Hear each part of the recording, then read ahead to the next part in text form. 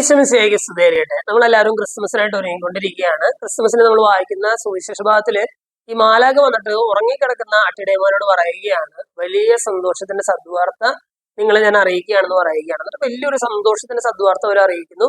അവർ ഉടനടി എഴുന്നേറ്റ് ഈശോയെ കാണാനായിട്ട് പുറപ്പെടുകയാണ്.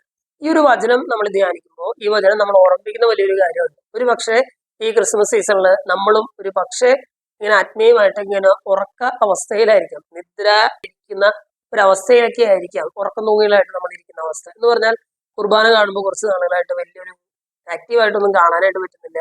ബൈബിൾ വായിക്കുമ്പോൾ വലിയ കാര്യമായിട്ട് അങ്ങനെ പെട്ടെന്ന് അങ്ങനെ വായിച്ചു പോകാനായിട്ട് പറ്റുന്നില്ല. കൊന്ത ചൊല്ലാനായിട്ട് പറ്റുന്നില്ല. അങ്ങനെ ഒരു തരത്തിൽ പറഞ്ഞാൽ ഒരു ഉറക്കം തൂങ്ങി അവസ്ഥയിലൂടെ കടന്നു പോകുന്ന ഒരു ആത്മീയ ജീവിതത്തിലായിരിക്കും. ഈ ക്രിസ്മസ് സീസണിൽ ദൈവം നമ്മളോട് വന്നിട്ട് പറയുകയാണ്, അത് വലിയൊരു സന്തോഷത്തിന്റെ സദ്വാർത്തയുണ്ട്. ഇടയന്മാർ ചെയ്തതുപോലെ നമ്മൾ എന്ത് ചെയ്യണം? ഉടനടി എണീറ്റ് പോകണമെന്നുള്ള ഇൻസ്റ്റന്റ് റെസ്പോൺസ് ആയിരുന്നു അവർ. ഉടനടി എണീറ്റ് മാലാഖ പറഞ്ഞത് കാണാനായിട്ട് അവർ പോവുകയാണ്.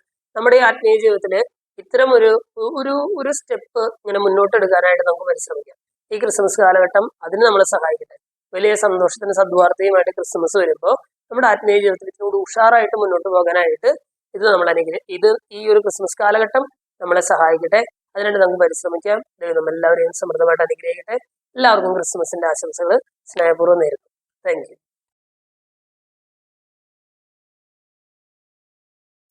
യേശുവിൻ്റെ ജനനം. വിശുദ്ധ ലൂക്കയുടെ സുവിശേഷത്തിൽ നിന്നുള്ള വായന. അക്കാലത്ത് ലോകമാസകലമുള്ള ജനങ്ങളുടെ പേര് എഴുതി ചേർക്കപ്പെടണമെന്ന് അഗസ്റ്റസ് സീസറിൽ നിന്ന് കൽപ്പന പുറപ്പെട്ടു. ക്വിരീനിയോസ് സിറിയയിൽ ദേശാധിപതിയായിരിക്കുമ്പോൾ ആദ്യത്തെ ഈ പേരെഴുത്ത് നടന്നു. പേരെഴുതിക്കാനായി ഓരോരുത്തരും താന്താങ്ങളുടെ നഗരത്തിലേക്ക് പോയി.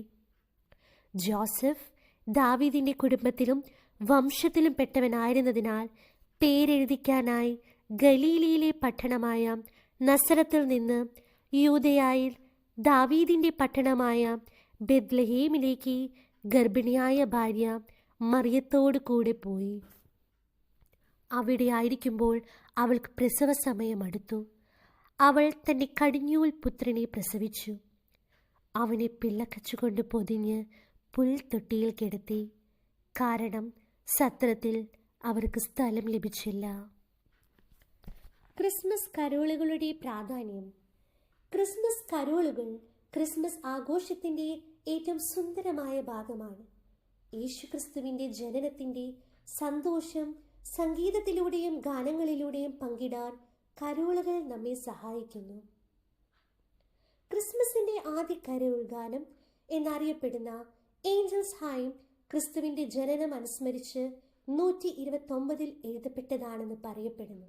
എന്നാൽ ഇന്ന് പ്രശസ്തമായ പരമ്പരാഗത കരോൾ സൈലന്റ് നൈറ്റ് 1818 ഓസ്ട്രിയയിലെ പള്ളിയിൽ ആദ്യമായി പാടിയതാണ്.